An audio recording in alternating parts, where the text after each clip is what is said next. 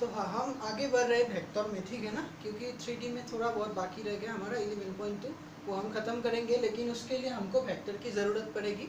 जहाँ पर हमने बात की थी डॉट प्रोडक्ट के बारे में, और आज हम बात करेंगे क्रॉस प्रोडक्ट के बारे में, ठीक है ना। क्रॉस प्रोडक्ट, डॉट प्रोडक्ट तो हमने सीखा था, मैंने बताया था डॉट प्रोडक्ट के बारे में कि ए डॉट बी कैसा होता है, magnitude of A into magnitude of B, and दोनों वेक्टरों के बीच का जो एंगल होता है ना, कोसाइन, कोस थीटा, ठीक है ना, वो हमारा था डॉट प्रोडक्ट के ऊपर। उसको हम स्केलर प्रोडक्ट भी बोलते हैं, ठीक है ना। और ये जो क्रॉस प्रोडक्ट है इसको हम वेक्टर प्रोडक्ट भी बोलते हैं। क्यों बोलेंगे, देखो, क्योंकि ये जो डेफिनेशन है ना ए क्रॉस बी का, दो वेक्टर हैं, उनके बीच का अगर हमें क्रॉस प्रोडक्ट निकालना है तो हमको क्या क्या होगा डेफिनेशन के तौर पर, magnitude of A magnitude of B and बीच का एंगल था थीटा, तो sine of theta and N cap. ये जो एन कैप है ना, ये कैसा है, देखो, मान लो कि ये जो फिंगर है मेरा, ये रिप्रेजेंट कर रहा है ए वेक्टर को, सॉरी, ये रिप्रेजेंट कर रहा है हमारा ए वेक्टर को, ओके, ये रिप्रेजेंट कर रहा है हमारा बी वेक्टर को, ठीक है ना। तो ए क्रॉस बी मतलब ए से बी तक जाना है, ठीक है ना, ये बीच का एंगल है, ये हमेशा 90 डिग्री नहीं है, ठीक है ना, मेरा दिखने में 90 डिग्री लगेगा लेकिन नहीं है। तो ए, और अगर ये ए वेक्टर है, ये बी वेक्टर है, तो ए क्रॉस बी हम लेंगे तो इनका मैग्नीट्यूड साथ ही साथ ये जो एन कैप है ना, ये क्या हो जाएगा, एक यूनिट वेक्टर होना पड़ेगा, ठीक है ना। और ये यूनिट वेक्टर कैसा है, ये जो यूनिट वेक्टर होगा ना, ये ए का भी परपेंडिकुलर है, ये बी का भी परपेंडिकुलर है, ठीक है ना।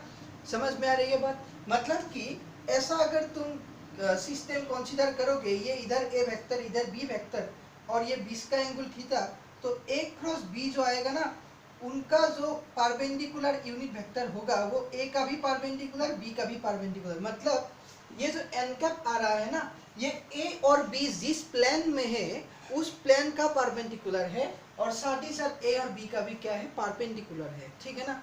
मतलब वेक्टर्स का परपेंडिकुलर है, मैंने लिखा है N cap is the unit vector perpendicular to A and B. और ध्यान रखना यहाँ पर जो थीटा है ना, बीच का जो एंगल होना पड़ेगा वो पाई से होता है, यानी कि 180 डिग्री से होता है और 0 से बड़ा है, ठीक है ना। 0 भी हो सकता है, कोई दिक्कत नहीं, हमेशा दो वेक्टर एंगल नहीं भी बना सकता है, कोई दिक्कत नहीं उसमें। और हमने डॉट प्रोडक्ट में पढ़ा था कि अगर थीटा इक्वल टू 90 हो जाएगा तो ए डॉट बी 0 आ जाएगा। ये था हमारा कंडीशन कि अगर दो वेक्टर परपेंडिकुलर है तो उनका डॉट प्रोडक्ट क्या होना पड़ेगा, 0 होना पड़ेगा, ठीक है ना बात, ओके। अब देखो, ये जो क्रॉस प्रोडक्ट है इसमें हमने मैग्नीट्यूड ए ले लिया जो कि एक स्केलर आएगा, ठीक है ना, ये स्केलर वैल्यू आएगा, कुछ ना कुछ तो आएगा ना मैग्नीट्यूड। बी का ये मैग्नीट्यूड है तो ये भी स्केलर है, साइन थीटा का वैल्यू भी तो स्केलर ही है ना, एक रियल नंबर ही आएगा कुछ। और ये जो एन कैप है ये कैसा है, एक यूनिट वेक्टर है, मतलब कि हमारा जो रिजल्ट है वो वेक्टर में आ रहा है, मतलब कि स्केलर के साथ एक वेक्टर भी है, मतलब कि ये जो ए क्रॉस बी का रिजल्ट है वो वेक्टर होगा, ठीक है ना। और इसीलिए हम इस क्रॉस प्रोडक्ट को क्या बोलते हैं, वेक्टर प्रोडक्ट भी बोलते हैं, ठीक है ना। लेकिन डॉट प्रोडक्ट में ऐसा नहीं है, ये स्केलर है मैग्नीट्यूड ऑफ, ये भी स्केलर है, cos थीटा भी स्केलर है, तो सारा का सारा वैल्यू स्केलर है, मतलब कि डॉट प्रोडक्ट हमेशा हमको स्केलर वैल्यू देता है, ठीक है ना। और ये जो क्रॉस प्रोडक्ट है ये हमको हमेशा क्या देता है, वेक्टर वैल्यू देता है, इसलिए हम इसको क्या बोलते हैं, वेक्टर प्रोडक्ट भी बोलते हैं, ठीक है ना। अब आते हैं कुछ रिजल्ट्स के तौर पर, कुछ रिजल्ट्स देखो, ये फिगर तो समझ में आ गई। ए क्रॉस बी का परपेंडिकुलर यूनिट वेक्टर कहाँ रहेगा, ऊपर की तरफ, मतलब कि ऐसे सोच लो कि तुम ए से बी तक एक मुट्ठी ले रहे हो, ऐसे ए से बी तक, ऐसा मैंने कार्ड ले लिया, ये मेरा उंगली का कार्ड ले लिया, तो ये जो ऊपर की डायरेक्शन में रहेगा ना, ये हमारा क्या होगा, एन कैप होगा, ठीक है ना। अब ये वाला वेक्टर देखो, बी क्रॉस ए वाला वेक्टर, ठीक है ना, बी से ए तक आना, यहाँ हम ए से बी तक गए थे, तो ए से बी तक जाने पर मुट्ठी ऐसे हो जाएगा तो ऊपर जाएगा, ठीक है ना। अब बी से ए तक आना है, मतलब डायरेक्शन इधर से इधर तक आना है, ठीक है। अब देखो, ये अगर बी है तो बी से ए तक मैंने मुट्ठी ऐसे ले लिया, तो मेरा जो ये अंगूठा है ना वो नीचे जा रहा है ना, मतलब कि जो हमारा यूनिट वेक्टर है ना ये एन कैप, वो नीचे जा रहा है, मतलब कि ए क्रॉस बी में तो ये ऊपर जा रहा था पॉजिटिव डायरेक्शन में, लेकिन बी क्रॉस ए में ये यूनिट वेक्टर का है निगेटिव डायरेक्शन में। मतलब अगर ए और बी, मेरे हाथ में अगर ए और बी है तो फिर जो मेरा यूनिट वेक्टर आएगा ना वो नीचे की तरफ होगा, डाउनवर्ड्स टू द प्लेन, ठीक है ना। जिस प्लेन में वेक्टर रहेगा उस प्लेन की डाउनवर्ड डायरेक्शन में ये n1 दिया मैंने, n1 रहेगा, ठीक है ना। कहने का मतलब ये है कि ये जो n1 कैप है इसका डायरेक्शन n कैप का उल्टा होगा, और डायरेक्शन उल्टा होने के वजह से हम यहाँ पर एक माइनस साइन से रिप्रेजेंट करते हैं, ठीक है ना। इस केस में ये इधर एक माइनस साइन आ जाएगा, ठीक है ना। इसीलिए ये जो a क्रॉस b है वो कभी भी किसका इक्वल नहीं है, b क्रॉस a का बराबर नहीं है, ठीक है ना। a क्रॉस b और b क्रॉस a कम्यूटेटिव नहीं है, ठीक है। अगर माइनस लगा दोगे तब जाकर ये क्या हो सकता है, इक्वल हो सकता है, ठीक है ना। अब ये बराबर नहीं है, कम्यूटेटिव नहीं है, ठीक है ना। ओके, अब कुछ रिजल्ट्स के दौर पर हम बात करेंगे, कुछ रिजल्ट्स देखेंगे क्रॉस प्रोडक्ट के, ठीक है ना। क्रॉस प्रोडक्ट का डेफिनेशन तो इधर लिख लिया मैंने, अब थोड़ी बहुत क्लियर से देखना जो डेफिनेशन है। अच्छा, तो हमने क्या लिखा, a क्रॉस b किसका बराबर है, magnitude of a magnitude of b sin theta n cap, ठीक है ना। अब देखो अगर थीटा 90 हो गया, थीटा अगर 90 हो गया तब क्या होगा, a cross b equal to, ये तो 1 हो जाएगा ना, magnitude of a magnitude of b, ठीक है ना। a क्रॉस b अगर थीटा अगर 90 डिग्री है तो ये तो इसका बराबर होगा, साथ ही साथ यहाँ पर n कैप तो रहेगा। लेकिन अगर तुम इसका भी मैग्नीट्यूड निकालोगे, a क्रॉस b का अगर मैग्नीट्यूड निकालोगे, ये तो स्केलर वैल्यू ऑलरेडी है हमारे पास, ये ऐसा ही रहेगा, magnitude of a magnitude of b, क्योंकि ये कुछ मैग्नीट्यूड 2 यूनिट आ सकता है, 3 यूनिट आ सकता है ना। और n कैप का मैग्नीट्यूड कितना होगा, क्योंकि ये तो यूनिट वेक्टर है ना, और यूनिट वेक्टर किसको बोलते हैं, जिसका मैग्नीट्यूड 1 होता है, ठीक है ना। तो n कैप का मैग्नीट्यूड क्या है, 1 है।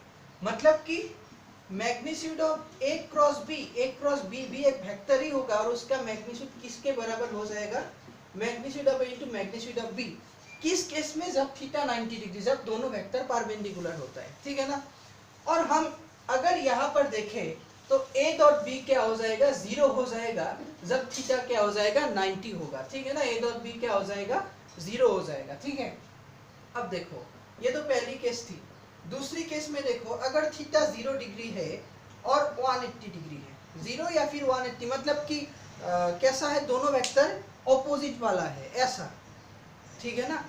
अगर 0 डिग्री है तो दोनों कोइंसाइड है, एक ही डायरेक्शन में है, बीच का एंगल 0 है, तब जाकर क्या होगा देखना, रिजल्ट देखना हमेशा। ये जो 180 है ना, तो तुम साइन थीटा की जगह पर क्या लिख दोगे, 180 लिख दोगे। a cross b equal to magnitude of a magnitude of b, या फिर 0 या फिर 180, तो साइन 0, तो साइन 0 का वैल्यू क्या होता है, 0 होता है। हालांकि अनकप रहे या ना रहे कोई दिक्कत नहीं, 0 ही आएगा आंसर। तो थीटा 0 डिग्री है तो a क्रॉस b कैसा हो जाएगा, 0 हो जाएगा। लेकिन a डॉट b 0 नहीं होगा, क्योंकि cos 0 का वैल्यू 1 होता है ना।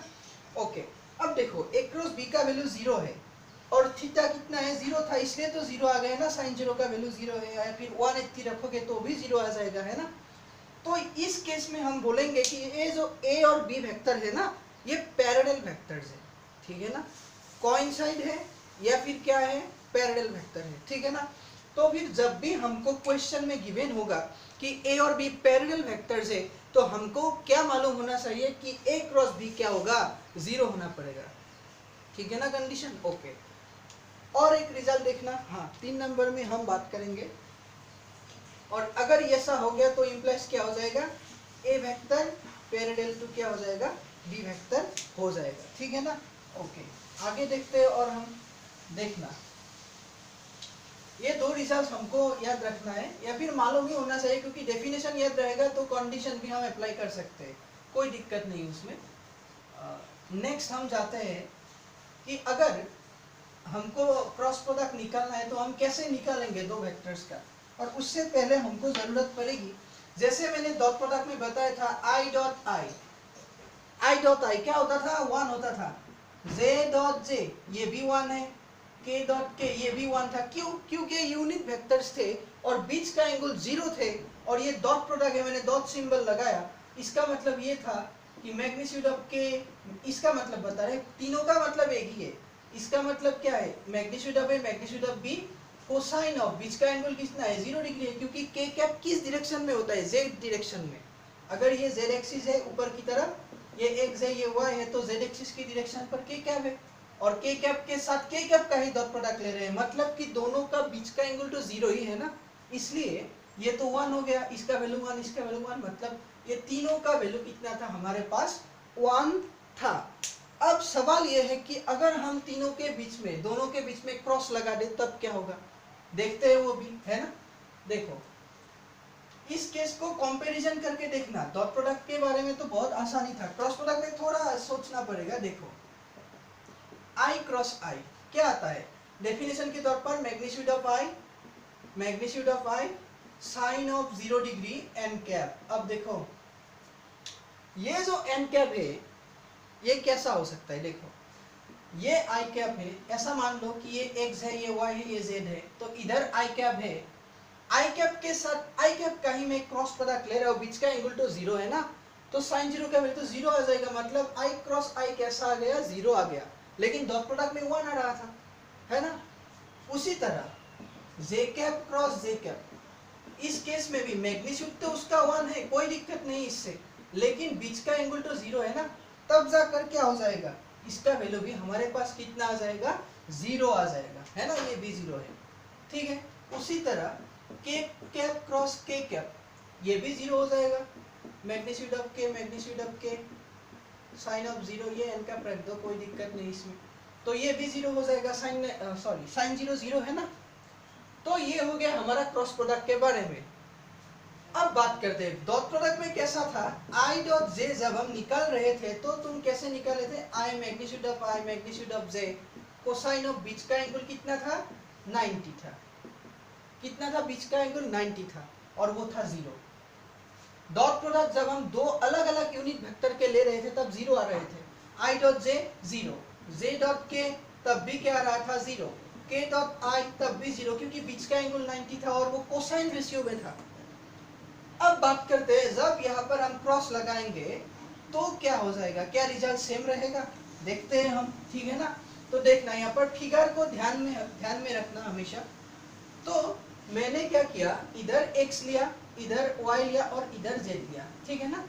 देखो इधर तो I कैप है, इधर यूनिट वेक्टर है j कैप और ऊपर की तरफ है k कैप, मतलब k कैप एक ऐसा यूनिट वेक्टर है जो I और z दोनों का क्या है, परपेंडिकुलर है, ठीक है ना। क्योंकि ये तो हम फिगर से क्लियर हो गया, क्योंकि x y z तीनों क्या है, ऑर्थोगोनल सिस्टम, मतलब परपेंडिकुलर है, तीनों के डायरेक्शन में जो भी यूनिट वेक्टर रहेगा वो भी आपस में परपेंडिकुलर है, ठीक है ना। क्योंकि डायरेक्शन तो I कैप का डायरेक्शन x एक्सिस के डायरेक्शन में ही है, j कैप का डायरेक्शन y एक्सिस के डायरेक्शन में है और z एक्सिस का डायरेक्शन k कैप के डायरेक्शन में है, ठीक है ना, परपेंडिकुलर है, तो I j k वो भी परपेंडिकुलर है ना। अब देखो I cap cross j cap, definition क्या है, मैग्नीट्यूड ऑफ j साइन, देखो I cap cross j cap, I से j तक जाना है, बीच का एंगल तो 90 डिग्री है, हमको मालूम है ना, क्योंकि x और y के बीच कितना एंगल है, 90 डिग्री है, तो बीच का एंगल क्या हो जाएगा, साइन ऑफ 90। साथ में एक यूनिट वेक्टर होता है जो कि ये दोनों का परपेंडिकुलर होना चाहिए, और वो कौन होगा परपेंडिकुलर, I और j का परपेंडिकुलर कौन है, k कैप है ना। और हम कैसे जा रहे हैं, इधर से इधर, मतलब मुट्ठा हम ऐसे ले रहे हैं तो ऊपर की तरफ है, तो k कैप हमेशा क्या हो जाएगा, यहाँ पर पॉजिटिव होगा। नीचे भी k कैप है, लेकिन नीचे क्या है, minus k cap, x axis का उधर भी, इमेजिन करो थिंग्स को, क्योंकि जब भी हम x एक्सिस इधर पॉजिटिव, 0 से इधर पॉजिटिव, इधर निगेटिव ले रहे थे, उसी तरह 0 से ऊपर की तरफ तो z पॉजिटिव है, नीचे की तरफ z निगेटिव है, 0 से उस तरफ x इधर लिया ना मैंने, x उधर निगेटिव है, y इधर निगेटिव है, ठीक है ना। तो हमारे पास I क्रॉस j जब हम लेंगे तो I से क्रॉस j हो गया, तो k कैप तो ऊपर आ गया तो पॉजिटिव होगा, इसलिए मैंने पॉजिटिव रखा इसमें। साइन 90 का वैल्यू 1 होता है, इसका वैल्यू 1, इसका वैल्यू 1, तो हमारे पास बच गया कौन, k कैप बच गया, ठीक है ना। अब देखो j क्रॉस k, j है इधर, k है इधर, मतलब हम मुट्ठा ऐसे ही ले रहे हैं j से k तक, तो परपेंडिकुलर तो ऊपर की तरफ भी रहेगा, पॉजिटिव भी रहेगा, मतलब j क्रॉस k भी क्या आ जाएगा, magnitude of j magnitude of k sine 90, और ये हो जाएगा I कैप, क्योंकि इन दोनों का परपेंडिकुलर कौन है, I कैप है, दोनों को छोड़ दो, j के परपेंडिकुलर I रहेगा, तो मैग्नीट्यूड 1 साइन 90 का 1, तो ये हो जाएगा I कैप, ठीक है। k क्रॉस I देखो, k क्रॉस i, ठीक है ना, इधर से इधर आ रहे हैं, परपेंडिकुलर तो ऊपर की तरफ भी जा रहे हैं, मतलब y भी पॉजिटिव ही हो रहा है। k और i का परपेंडिकुलर यूनिट वेक्टर कौन है, j है ना। तो हम क्या करेंगे, इधर j कैप लेंगे, और sin 90 तो 1 होता है, इसका मैग्नीट्यूड 1, इसका 1, तो ये हो जाएगा हमारा j कैप। तो हमको कुल मिलाकर क्या मिला, देखो ये छोड़ दो, ये पिक्चर छोड़ देते हैं हम अभी, रिजल्ट देखना कैसा आ रहा है। I cross j cross k i, k cross i j, मतलब कि जब हम i j k ऑर्डर में आ रहा है तभी हमको ऐसा मिल रहा है, i j k i k i j, मतलब देखो i कैप ऐसे ले लो, ठीक है ना, j कैप इधर ले लो और इधर कहीं पर k कैप ले लो, ठीक है ना। हम क्या कर रहे हैं, एक सर्कुल बनाया, याद रखने का तरीका है ये, ठीक है। I से J तक जाएंगे, I से J तक जाएंगे, कौन मिलेगा, k कैप मिलेगा, ठीक है ना। J से k तक जाएंगे, J से k तक जाएंगे, कौन मिलेगा, I मिलेगा। हम क्या कर रहे हैं, क्लॉकवाइज में ले रहे हैं, डायरेक्शन क्लॉकवाइज में ले रहे हैं, ठीक है ना, क्लॉकवाइज में ले रहे हैं। J क्रॉस k, J से k तक, मतलब I मिला, k से I क्रॉस करने के बाद कौन मिलेगा, J मिलेगा, ठीक है ना। ऐसे हम याद रखेंगे इस सर्कुल को, कोई दिक्कत नहीं, तुम ऐसे भी सर्कुल बना सकते हो एंटी क्लॉकवाइज डायरेक्शन में, जहां पर तुम I लोगे, J लोगे और K लोगे। तो I क्रॉस J K मिलेगा, K क्रॉस I J मिलेगा, J क्रॉस K I मिलेगा, ठीक है ना। ऐसे ही तुम कर सकते हो, उसमें कोई दिक्कत नहीं। लेकिन एक बात यहाँ पर ध्यान रखना हमेशा, अगर तुम इसका ऑर्डर चेंज कर दो ना, मतलब कि हाँ ऊपर देखो, यहाँ पर देखना सर्कुल में I J K, तो यहाँ पर क्या होगा, I से J तक आने पर तो K मिलेगा, कोई दिक्कत नहीं। लेकिन अगर तुम इसका ऑर्डर चेंज कर दोगे ना, J क्रॉस I कर दोगे, क्योंकि मैंने बताया A क्रॉस B किसके बराबर नहीं है, B क्रॉस A के बराबर नहीं है, तो I क्रॉस J भी, ये जो I क्रॉस J आएगा वो भी किसका बराबर नहीं है, J क्रॉस I का बराबर नहीं होगा। कैसे नहीं होगा, देखो मैंने इस तरफ लिया सर्कुल को, तो I क्रॉस J करने से तो K मिलेगा, लेकिन अगर तुम सोचोगे कि मैं I से J तक नहीं जाऊंगा, J से I तक जाऊंगा, तो तुम तो डायरेक्शन के हिसाब से तो उल्टा चला गया ना। तो J क्रॉस I करने पर तुमको माइनस K कैप मिलेगा, ऐसे याद रखो, क्योंकि 3D में ना इमेजिन करने में थोड़ा गड़बड़ हो सकता है इसमें। तो J से I तक ऐसे समझ लो, ये X था, ये Y है, ये Z है, तो J से I देखो, ये था J कैप और X में था I कैप।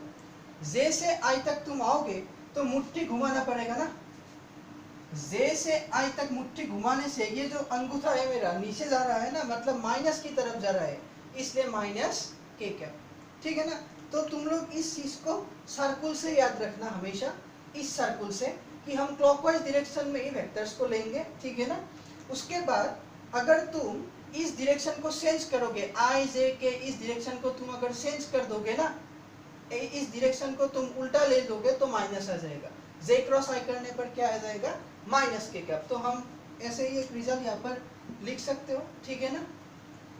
हम क्या लिख सकते हैं, K क्रॉस, हाँ पहले J क्रॉस ले लेते हैं, J क्रॉस I कैसा आ जाएगा, माइनस K कैप। ये वाला चीज लिखने की कोई जरूरत नहीं है, क्योंकि अगर ये समझ में आ गई तो ये भी आ जाएगा। J क्रॉस I तो आ गई minus K cap, K cross J कितना आ जाएगा, K क्रॉस J आ जाएगा minus of I cap. I cross J कितना आ जाएगा, I क्रॉस K, तो I क्रॉस K आ जाएगा माइनस ऑफ J कैप। हो गई ना बात। तो उल्टा करने से वेक्टर्स क्या हो जाएगा, नेगेटिव साइन आ जाएगा, मतलब डायरेक्शन नीचे की तरफ या फिर ऊपर की तरफ ऐसा कुछ उल्टा हो जाएगा। तो उसी वजह से हम क्या करते हैं, इस सर्कुल की मदद लेते हैं, तब जाकर हमको चीजों को समझने के लिए आसानी होती है, ठीक है ना। तो आगे हम देखेंगे और क्रॉस प्रोडक्ट के ऊपर, ठीक है।